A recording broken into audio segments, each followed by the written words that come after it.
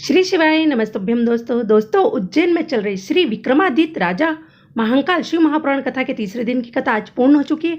आज की कथा में गुरुजी ने सबसे पहले वैशाख महीने के बारे में बताया है कि वैशाख महीने का कितना फल होता है। उसके बाद गुरुजी ने बेलपत्र पर शहद लगाकर नौकरी परीक्षा के लिए उपाय बताया है। उसके बाद गुरुजी ने बताया कि यदि आपके यहाँ घर कोई अतिथि आए तो उसकी जूठन को किस प्रकार उठाकर रखना चाहिए। तो वीडियो अंत तक सुने। आज चैत्र की पूर्णिमा हो जाएगी, बैसाख लग जाएगा। बोलो सही। अब जरा विचार करना, कभी जिंदगी में तुमने नहीं सोचा होगा कि बैसाख का स्नान मां क्षिप्रा की गोद में और शिव महापुराण की कथा भूतो न भविष्यते जिंदगी में नहीं मिल सकती।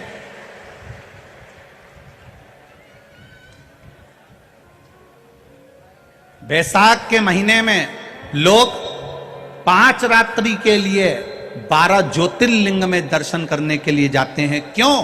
क्योंकि बैसाख के महीने में अगर जिस पवित्र नदी में हम स्नान करते हैं, जिस नदी के अंदर हम स्नान करते हैं और स्नान कर कर अगर भूल से भी बाहर निकलते हैं और निकलने पर भी अगर हमारे शरीर की एक बूंद भी जमीन पर गिरती है तो वहां जो कंकर रहता है वो शंकर के रूप में पूज्यमान हो जाता है। इतना पवित्र बैसाख महीना।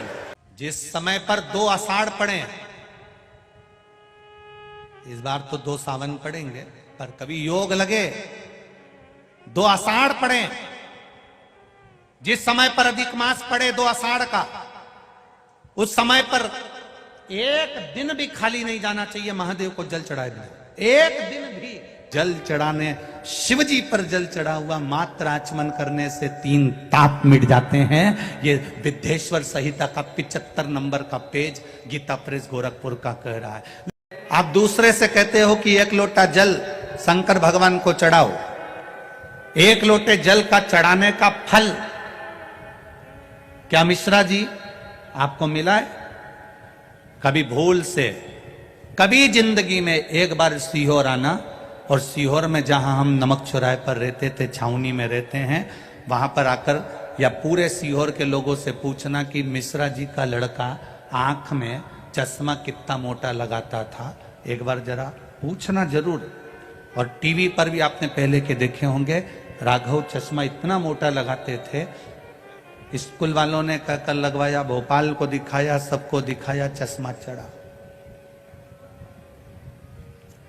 जब इस शिव महापुराण में पढ़ा कि शिवरात्रि के दिन चढ़ाया गया शंकर भगवान को शहद लाकर नैनों में लगाएं सुरमे की तरह, और शिव जी को चढ़ाया गया जल का आचमन करें तो चश्मे भी उतर जाते हैं। और आज उसका नजारा हमने खुद देखा। लोग कहते हैं गुरुजी आप कहते हो कि बेलपत्री के बीज वाले पत्ते में शहद लगाकर शंकर भगवान को लगा देने से बच्चे अच्छे नंबर से उत्तीर्ण हो जाते हैं। हमने एक बात जरूर कही है कि अपने कर्म को करते करते अपनी मेहनत पूरी करो, अपना कर्म पूरा करो, खूब पढ़ो, खूब उन्नति की ओर बढ़ो, और जब परीक्षा के लिए जाओ, एग्जाम के लिए जाओ, तब एक बेलपत्री के बीज के पत्ते में शहद लगाकर शिव जी से कह कर जाओ कि लिखने वाला भी तू है, पढ़ने वाला भी तू है, याद भी मैंने तेरे भरोसे पर करा है, और पास करने वाला भी तू ही है। शंकर भगवान के शिवलिंग का स्पर्श कर रही है, निला रही है, चरणामृत, दही, पंचामृत, जल चढ़ा रही है, शंकर भगवान को स्पर्श कर रही है पार्वती मैया। तो दुनिया की सबसे बड़ी सती सावित्री से भी प्रबल अखंड सौभाग्यवती अगर कोई बनी तो माता पार्वती बनी, शिवलिंग का स्पर्श करने से।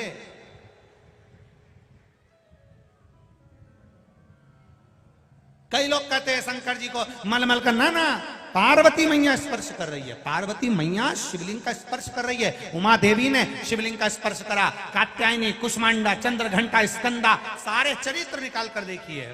नारी शंकर भगवान के शिवलिंग का स्पर्श कर कर पूजन कर सकती है। ये शिव महापुराण की विद्येश्वर संहिता का 73 नंबर पेज कह रहा।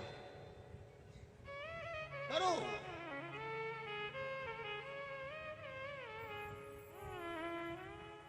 पार्वती जी ने स्पर्श किया, शिवलिंग का पूजन किया, शिव प्रसाद।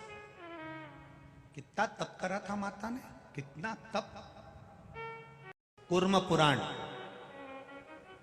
में वर्णन किया गया और भविष्य पुराण में वर्णन किया गया।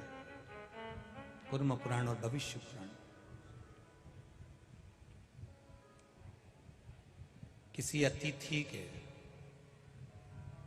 झूठे पात्र को उठाकर हम अगर ना मांजे, बर्तन हम नहीं मांजे, आपके यहां बर्तन वाली लगी है मत मांजो, आपके यहां बर्तन मांजने वाली लगी है मत मांजो।